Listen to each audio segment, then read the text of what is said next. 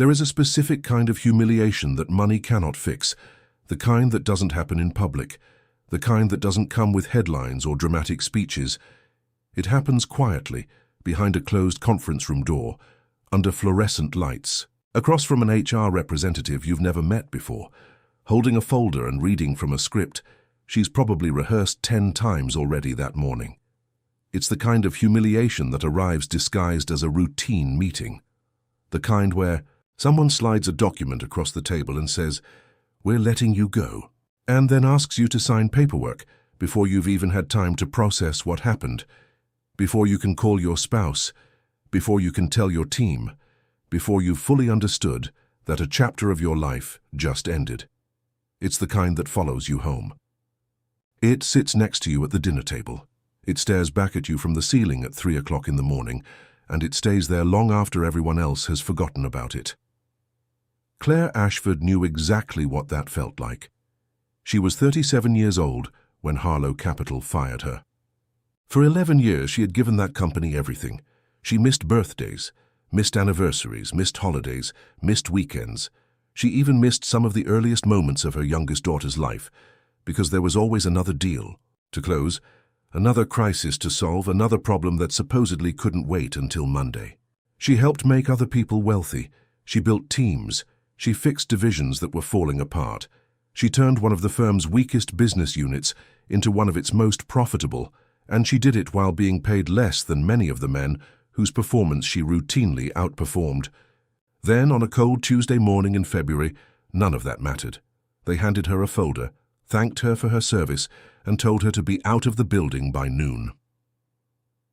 6 years later, Claire Ashford walked back into that same building, not as an employee, not as a consultant, not as a guest, as the owner. This is her story. To understand what Claire did, you first have to understand what she built, because people often look at the ending of a story and assume success happened overnight. They see the acquisition, the headlines, the victory, but none of that makes sense unless you understand what came before it. Claire joined Harlow Capital in 2003, fresh out of a top 10 MBA program, ambitious, disciplined, and determined to prove herself. The finance industry looked very different back then. Most of the offices were filled with men. Most of the senior leadership was men. Most of the promotions went to men. It wasn't unusual. It was simply the reality of the environment she entered. Claire learned quickly that complaining about that reality wasn't going to change it. So she focused on the only thing she could control, her work. She arrived earlier than everyone else. She stayed later than everyone else, and she developed a reputation for solving problems other people avoided. Within 3 years, she was managing her own investment portfolio. Within 5, she had built a team of 8 professionals reporting directly to her. Within 8, she had completely transformed a struggling division that many executives had quietly written off as unsalvageable. Under her leadership, the division became one of the highest performing units in the company. The numbers weren't even close. Her team consistently outperformed expectations, generated stronger returns, retained more clients, and produced results that made other departments look average by comparison. By any objective measure, Claire Ashford was one of the most valuable people inside Harlow Capital. But value and recognition are not always the same thing, and Claire learned that lesson repeatedly. She was passed over for partner once, then twice, then a third time. The first time she was told she needed more experience. The second time she was told the timing wasn't right. The third time nobody even bothered giving her an explanation. Instead, the promotion went to a younger man she had personally mentored, a man with fewer years at the company, less experience, and a significantly weaker track record. People noticed. Claire noticed, but she stayed, because she believed in the work, because she believed her results would eventually speak for themselves, because she had invested so much of her life into building something there that walking away felt impossible. Years later, she would describe that decision as her biggest mistake. Not the long hours, not the sacrifices, not even the missed moments with her family, the staying. Because loyalty only has value when it's mutual, and Harlow Capital's loyalty had limits. Those limits became obvious when the company started running into trouble. A series of aggressive investments went wrong. Several major bets failed. The market shifted. Revenue shrank. Losses mounted. And suddenly, the same executives who had spent years celebrating growth became obsessed with cutting costs. Like many struggling organizations, they looked for easy targets. And easy targets are rarely the people at the very top. They're the people below them, the builders, the operators, the people doing the actual work. One Tuesday morning, Claire received a calendar invitation. No explanation, no details, just a meeting request. She walked into a conference room expecting another routine discussion. Instead, she found HR waiting for her. 45 minutes later, her career at Harlow Capital was over. By noon, security had already disabled her access. Her email was gone. Her credentials were gone. 11 years had been reduced to a cardboard box and a severance package. She drove home in silence. No music, no phone calls, just the sound of tires against the road and thoughts she couldn't stop replaying. When she pulled into her driveway, she didn't get out. She stared at the steering wheel. 5 minutes passed, then 10, then 20, because the moment she walked through that front door, everything would become real. She would have to tell her husband. She would have to explain it to her daughters. She would have to answer questions she wasn't even capable of answering herself. How could a company she helped build throw her away so easily? Had she missed the warning signs? Had she trusted the wrong people? Had all those years meant nothing? For the first time in her professional life, Claire Ashford didn't have a plan, and that terrified her. Not the loss of income, not the loss of status, the uncertainty, the realization that she had spent more than a decade climbing a ladder that had suddenly disappeared beneath her feet. She sat there until the afternoon sunlight began to fade. And somewhere between the humiliation, the anger, and the disappointment, another emotion quietly appeared. Determination. Because if Harlow Capital had just made the biggest mistake of its history, one day she intended to prove it. Let's not rush through this part, because every great comeback story has a chapter that most people never see, the chapter nobody posts about, the chapter that doesn't make it into motivational speeches, the chapter that happens after the applause disappears and before the comeback begins.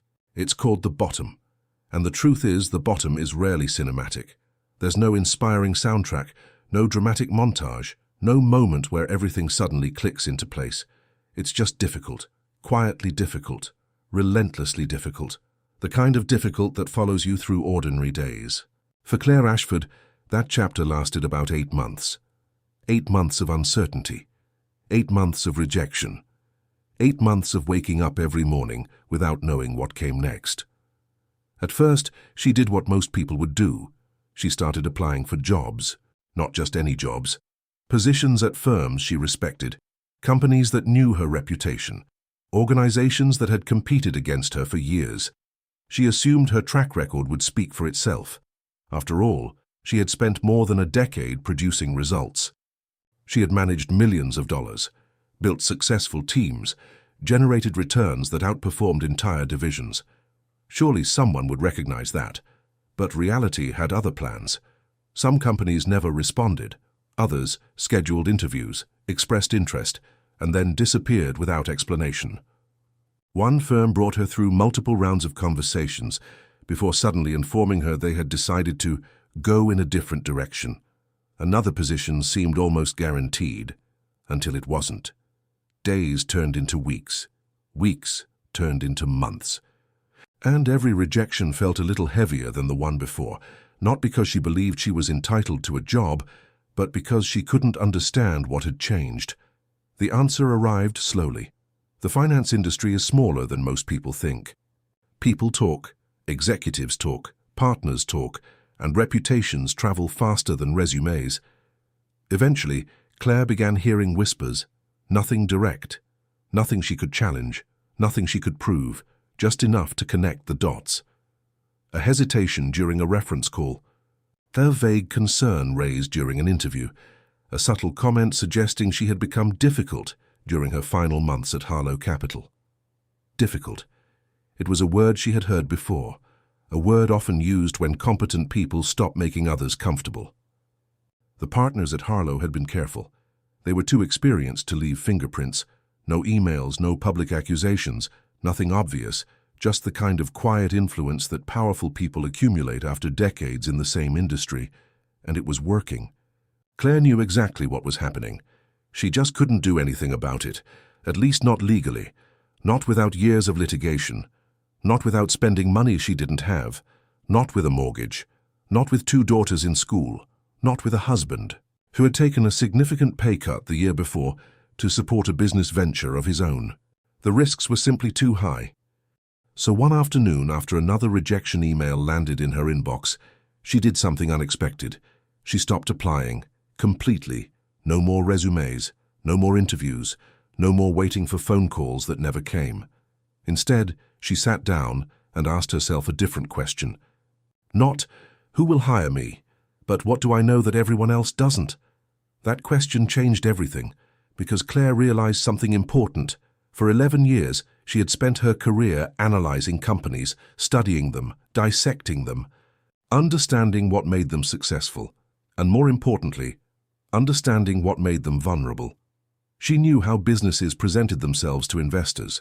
She knew how executives managed public perception, and she knew how often the reality behind closed doors looked very different from the story being told outside. Few people understood that difference better than she did, and no company on earth was more familiar to her than Harlow Capital. She knew its strengths, she knew its weaknesses, she knew its culture, its politics, its blind spots, and she knew something else, something almost nobody outside the company understood. Harlow Capital was still in trouble. The layoffs hadn't fixed the problem. The restructuring hadn't fixed the problem. The public statements certainly hadn't fixed the problem. The bad investments were still there. The underlying issues were still there. The market downturn had exposed weaknesses that couldn't be solved with press releases and cost-cutting measures. From the outside, the company looked wounded. From the inside, Claire suspected it was bleeding. Slowly, quietly, dangerously. Most people couldn't see it. Investors couldn't see it. Clients couldn't see it. Even some employees couldn't see it. But Claire could, because she had spent more than a decade inside the machine, and once she started looking at Harlow Capital through the eyes of an outsider, the patterns became impossible to ignore. The more she analyzed the company, the more one realization kept returning. Harlow wasn't failing because it lacked value. It was failing because it was being managed badly. There was a difference, a huge difference. A failing company is often worthless. A mismanaged company can be an opportunity. That idea stayed in her mind for weeks, then months. At first it sounded ridiculous, almost laughable, the kind of thought you immediately dismiss, but the more she examined the numbers, the harder it became to ignore. And slowly, what started as a passing thought began to evolve into something much bigger, an idea, then a possibility, then a plan so ambitious that if anyone had suggested it to her 6 months earlier, she would have laughed in their face. Because Claire Ashford was no longer asking how she could find another job. She was beginning to wonder if one day she could buy the company that fired her. Before we continue, take a second to subscribe, because stories like Claire's aren't really about money. They're about decisions, the moments when everything falls apart, and the choices people make when nobody believes in them anymore. Every week on this channel, we uncover the real stories behind success, failure, power, ambition, and the price people pay to achieve extraordinary things. So if you're enjoying the story so far, hit subscribe and keep watching, because Claire's comeback hasn't even started yet. And what she does next is the part nobody saw coming. For most people, the idea would have ended there. A fantasy, a momentary reaction to being fired. The kind of thought you entertain for a few minutes before reality forces you to move on. Claire couldn't move on, because the more she studied Harlow Capital, the more convinced she became that everyone was looking at the company the wrong way. Most people saw a business in decline. Claire saw a business being mismanaged, and there is a difference, a massive difference. A failing company is a liability, a mismanaged company can be an opportunity. So she started building a document, not a business plan. Not an investor presentation, Something much more dangerous. She called it privately the case. For 3 months she worked on it almost every day. She analyzed financial statements, mapped client relationships, tracked underperforming assets, reviewed old internal reports. Reconstructed years of decisions that had slowly pushed Harlow toward the edge. Page by page, she built a picture of the company that few people outside its leadership team could ever have assembled. She identified the weaknesses, the risks, the hidden liabilities. But she also identified something else, value, real value. Because beneath the bad decisions, the office politics, and the declining balance sheet, there was still a strong business buried underneath. The assets weren't worthless, they were neglected. The clients weren't gone. They were frustrated. The brand wasn't dead, it was damaged, and damaged things can be repaired. In the right hands, Harlow Capital could become valuable again. Claire believed those hands were hers. But believing something and financing it are two very different things. She needed money, a lot of it. And she needed people willing to bet on an idea that sounded almost absurd. A woman who had been fired from a company wanted to buy that same company. Most investors would laugh before she even finished the sentence, which is why she avoided the obvious names. She didn't call the giant private equity firms. She didn't call Wall Street celebrities. She didn't call the investors who wanted control of everything they touched. Instead, she called people who knew her. People who had trusted her judgment before. People whose portfolios had grown because of decisions she had made. The first call lasted 11 minutes. The answer was no, not because they didn't trust her, because the idea sounded impossible. The second call went better. The third didn't. One investor told her she was letting emotions cloud her judgment. Another warned her that buying Harlow could become a financial disaster. A third listened carefully for nearly an hour before saying something she would remember for years. Even if you're right, nobody will let you do it.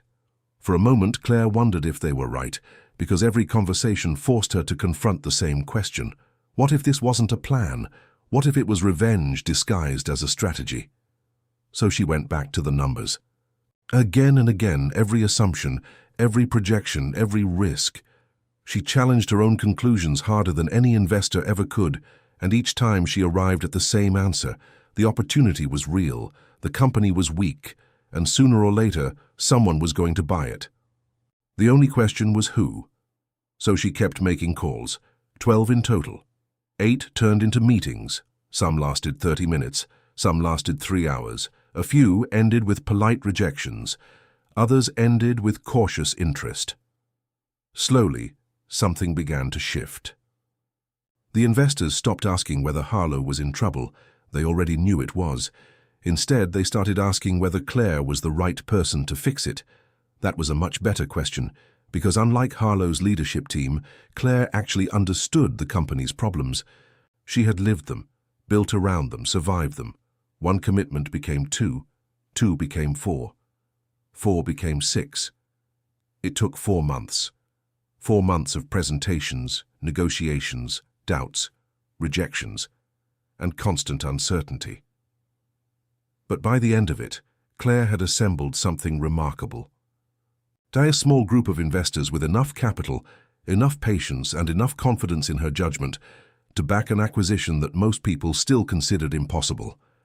For the first time, the idea stopped being a dream. It became an option. Now she just needed the opportunity. And then she waited. Ironically, waiting turned out to be the easiest part, because Harlow's problems were accelerating. The issues that had been hidden from public view for more than a year were becoming impossible to contain. A major client walked away, then another. A regulatory inquiry was announced. 2 senior partners resigned within the same week. Rumors spread throughout the industry. Confidence evaporated, and within days, the firm's valuation collapsed. The people, who had spent years protecting their positions, suddenly had a new priority: protecting their money. For the first time, they were willing to consider something they once would have laughed at: selling. And when that moment finally arrived, Claire was ready. On a Wednesday afternoon, her attorney picked up the phone and made the call that would change everything. Claire Ashford, has never publicly described what she felt the day she returned to Harlow Capital. Maybe because some moments are too complicated to put into words, or maybe because after everything that happened, she no longer felt the need to explain herself. But people who were there that day remember it clearly. Years later, some of them still talk about it, not because she made a scene, not because she gave a speech, not because she tried to settle old scores. The opposite, actually.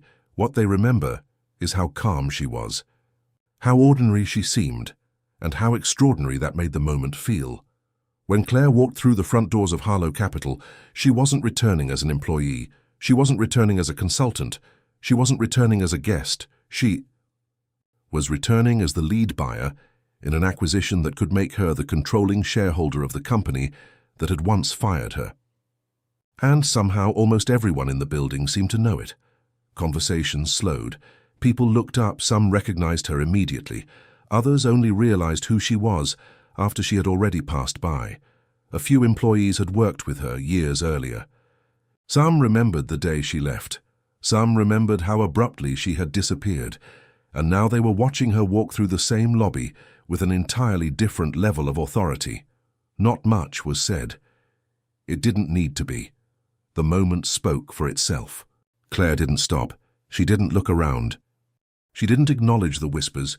She simply kept walking, focused, prepared, composed, the same way she had approached every major challenge throughout her career. But this challenge was different, because buying a company is one thing. Buying the company that fired you is something else entirely. The negotiations began immediately, and they were anything but easy.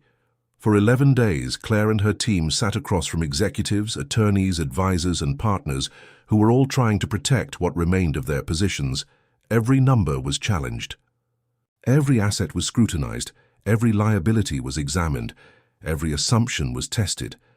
But Claire had one advantage no outside buyer could match. She knew the company, not the version presented in quarterly reports, not the version presented to investors. The real version. She knew which assets carried genuine value. She knew which ones were being overstated. She knew where resources had been wasted, where mistakes had been hidden, where opportunities still existed. Years of experience inside Harlow Capital had given her something no spreadsheet ever could. Context, and that context made her incredibly difficult to negotiate against. The company knew it, its advisors knew it, its leadership knew it, because every time someone tried to present an overly optimistic picture, Claire already knew the reality behind it.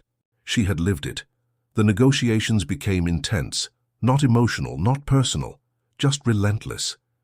Claire wasn't interested in revenge. Revenge is emotional. This was business, and business rewards discipline. She negotiated the same way she had always worked. Methodically, patiently.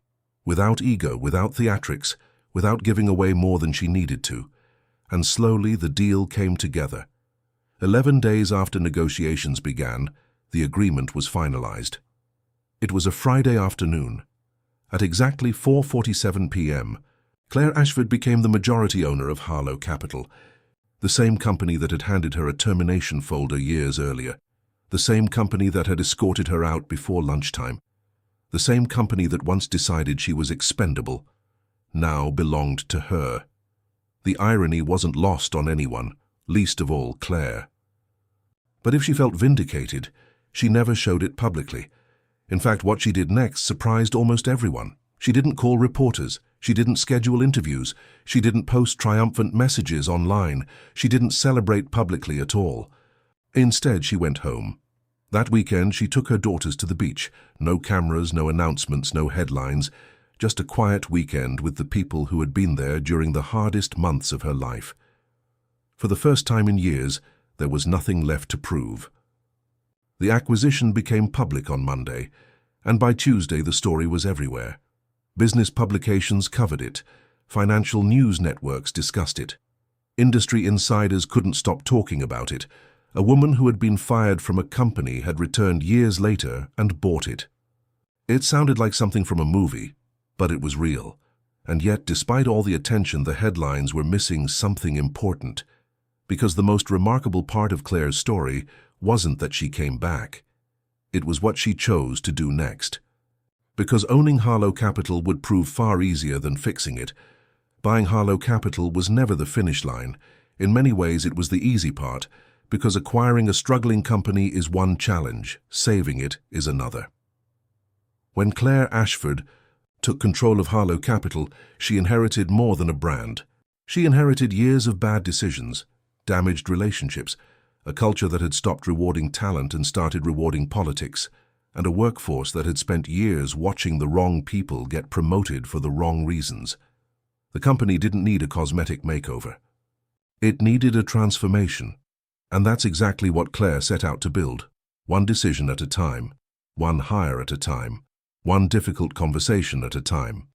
She restructured the portfolio, sold off assets that were quietly draining resources, invested heavily in divisions that previous leadership had ignored, rebuilt client relationships that had been neglected, and focused on creating long-term value instead of chasing short-term appearances. But perhaps the biggest change wasn't financial, it was cultural. For years, Harlow Capital had operated like an exclusive club. Fair place where relationships often mattered more than results. Claire changed that. She redesigned the compensation structure, made it more transparent, more merit-based, less dependent on office politics. Performance mattered, results mattered, contributions mattered. Not who you knew, not who liked you, not how long you'd been sitting in the same office. She also assembled a leadership team that looked very different from the one she had inherited. More women, more diverse backgrounds, different perspectives. Different experiences, different ways of thinking. Not because diversity looked good in a press release, because diversity produced better decisions, and better decisions produced better outcomes. Within the first year, Claire promoted 3 employees she believed had been systematically overlooked, despite exceptional performance. People who had spent years waiting for opportunities that never came. People who reminded her in some ways of herself. The results came faster than anyone expected. Over the next 3 years, Harlow Capital outperformed much of its industry. Clients returned, new investors arrived, revenue improved, confidence returned. And slowly the company that had once been fighting for survival became a success story again. The business media couldn't get enough of it. Claire appeared on magazine covers. She was invited to conferences. Business schools began discussing her turnaround strategy. Journalists wanted interviews. Most of them were politely declined, but eventually she agreed to one, a single long-form interview, and for the first time, she spoke openly about the years between being fired and buying the company. Not the victory, the struggle, the rejection, the uncertainty, the months when she genuinely wasn't sure whether any of it would work, the nights when fear kept her awake, the moments when walking away would have been easier than continuing because, despite how the story looks in hindsight, none of it felt inevitable at the time. Success rarely does. During that interview, she said something that would later become one of the most quoted lines of her career. She said, "They didn't fire me because I wasn't good enough. They fired me because I was making them uncomfortable. And I spent too long trying to figure out how to make powerful people comfortable. The day I stopped trying to do that was the day everything changed." It's a powerful quote. But the more I think about Claire's story, the more I realize that the quote isn't actually the lesson.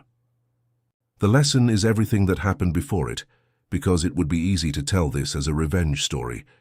The woman gets fired, the company suffers, she comes back, she wins, the villains lose, the audience cheers, and everyone goes home satisfied. But real life is rarely that simple. What fascinates me about Claire Ashford isn't the moment she walked back into Harlow Capital. It's the months before that, the months nobody saw, the months nobody applauded, the months when she sat in her house wondering if she had completely lost her future. It's the 20 minutes she spent sitting in her car after being fired. It's the unanswered emails, the failed interviews, the investors who said no, the uncertainty, the doubt, the possibility that none of this would work, because that's where the real story lives. Not in the victory, in the decision to keep moving before the victory existed. Comeback stories can be misleading. We watch them from the ending. We already know how they turn out, and because we know the ending, the struggle starts to feel inevitable. As though success was always waiting around the corner. But it wasn't. Every step forward involved risk. Every decision carried uncertainty. Every choice required faith in an outcome that hadn't happened yet. That's what makes stories like this meaningful. Not that someone won, but that they kept going when losing would have been easier. Today, the executives who pushed Claire out are gone. Some left during the acquisition. Others retired. One launched another investment firm that never managed to regain the influence he once had. Meanwhile, Claire stayed focused on building, because in the end she wasn't trying to beat them. She was trying to become something bigger than the version of herself they thought they could get rid of. And maybe that's the most powerful form of success there is. Years after the acquisition, a journalist asked Claire a question many people had wondered about. Did she have a message for the people who had made her exit so difficult? The people who underestimated her, the people who tried to push her aside, the people who never imagined she'd return. Claire paused for a long moment, then she smiled and gave an answer that was somehow more powerful than any speech she could have made. I don't think about them very much, and perhaps that's the final lesson of this story. The best revenge isn't proving people wrong. It's building a life so meaningful that you eventually stop thinking about them altogether. Stories like Claire Ashford's are easy to admire from a distance, but the truth is, most of us will never buy back the company that fired us. Most of us won't end up on magazine covers. Most of us won't make headlines. What we will have are moments when someone underestimates us, moments when a door closes unexpectedly, moments when the future we planned suddenly disappears. And in those moments, we face the same choice Claire faced sitting alone in that parking lot. We can let someone else's decision define us, or we can decide that our story isn't over yet, because the people who reject you don't get to write your ending. They only write one chapter. The rest is up to you. If this story resonated with you, share it with someone who might need to hear it today. Someone going through their own parking lot moment, someone who's questioning what's next. And if you've ever been underestimated, leave a comment below and tell us what happened. I read as many of them as I can, and I'd love to hear your story. Don't forget to subscribe to Profit and Peril for more true stories about ambition, resilience, business, and the moments that change everything. Thanks for watching, and I'll see you in the next story.